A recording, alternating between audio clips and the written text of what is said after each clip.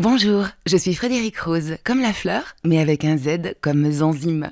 Je suis naturopathe formée à l'ISUPNAT et j'ai choisi de vous dévoiler ici quelques secrets pour améliorer, harmoniser, retrouver votre santé. Chaque mois, vous pourrez découvrir en quelques minutes les merveilleuses ressources de vos intestins et de votre pouvoir d'auto-guérison pour rebooster votre vitalité. 30 épisodes à écouter sans modération. Comment allez-vous ? Question bidon, vous ne croyez pas si bien dire. Figurez-vous qu'elle interroge sur l'état de nos intestins et ça ne date pas d'hier.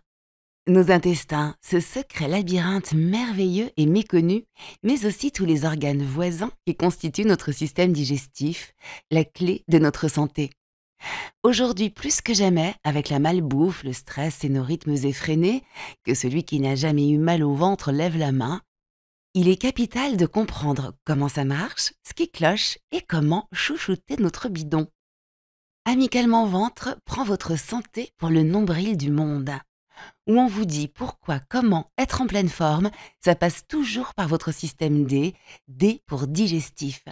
Où on vous donne les solutions naturelles et naturaux pour bichonner votre deuxième cerveau. Et en bonus, vous verrez qu'en général, c'est gratos ou presque. Rencontre du deuxième cerveau. Qui est vraiment notre système digestif ? Pour ce 10e épisode d'Amicalement Ventre, je vous invite à un trip et boyau, un voyage intérieur merveilleux. Nous allons suivre l'itinéraire de la nourriture et vous découvrirez tous les secrets de ce tunnel incroyable qui a pour mission la digestion, l'absorption, l'assimilation, l'évacuation. Une véritable usine de transformation, une petite entreprise qui parfois connaît la crise. Au commencement était la bouche. En fait, oui et non.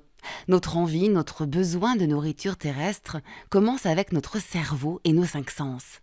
Ce parfum d'un petit plat qui mijote et qui vous donne l'eau à la bouche.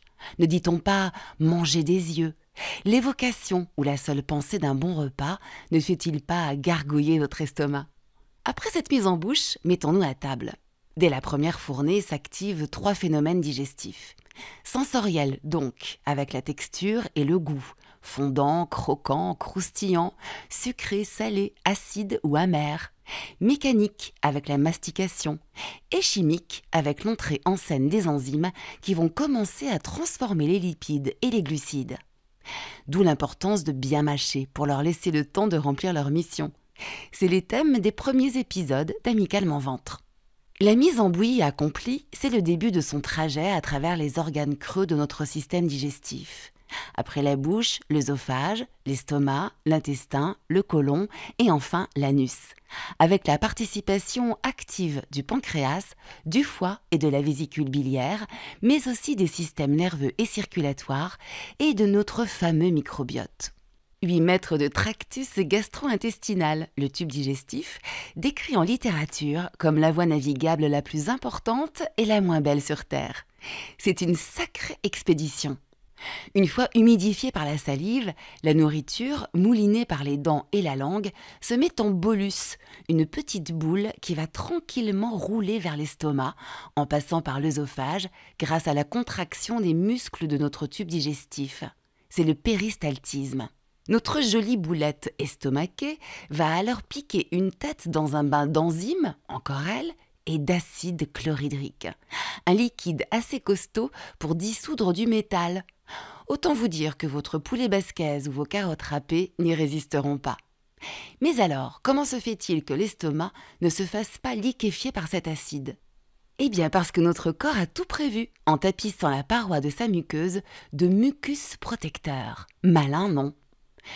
Une demi-heure après, ce bain de suc gastrique et d'ondes péristaltiques, notre bolus s'est transformé en chyme, une bouillie épaisse qui va doucement glisser dans les intestins. Il passera d'abord par le duodénum pour se faire brasser avec de la bile, du suc intestinal, de nouvelles enzymes, du mucus et des hormones. Le chyme continue son voyage au long cours dans nos intestins, où vont se dérouler les plus extraordinaires phénomènes de notre digestion, dans l'absorption, celle des nutriments, la base de notre santé. Grâce à des milliers de microvillosités qui augmentent de façon spectaculaire la surface de nos intestins, jusqu'à atteindre la taille d'un terrain de tennis. Je, 7 et manche pour que soit magnifiquement orchestrée la distribution de l'eau, des minéraux, vitamines, oligoéléments, glucides, lipides, protéines, exactement là où nous en avons besoin pour maintenir l'équilibre parfait. Le reste de l'intestin va digérer notre repas jusqu'à absorption complète des macros et micronutriments. C'est alors que notre côlon entre en scène.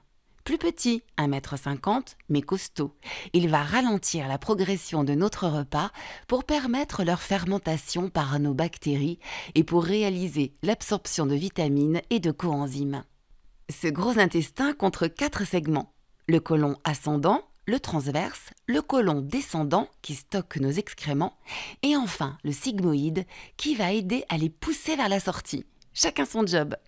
Terminus, ou plutôt termanus, tout le monde descend. Tous nos déchets inutiles ou non assimilables, comme les fibres, sont éjectés environ 24 heures après notre repas. Vous voyez, la digestion est aussi complexe qu'importante. Elle implique de multiples organes et systèmes, une collection de produits chimiques et une coordination impressionnante.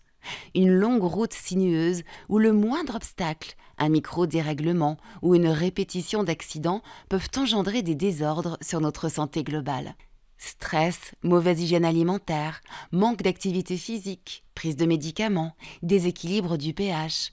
Les écueils ne manquent pas, surtout à notre époque. Manger sain, varié, dans le calme, bouger, se recharger en vitalité, éliminer, ce sont les clés fondamentales pour notre santé. Pour le prochain épisode, Amicalement Ventre vous parlera de notre plus gros organe. Il était un foie, l'organe royal et ses fonctions. À bientôt!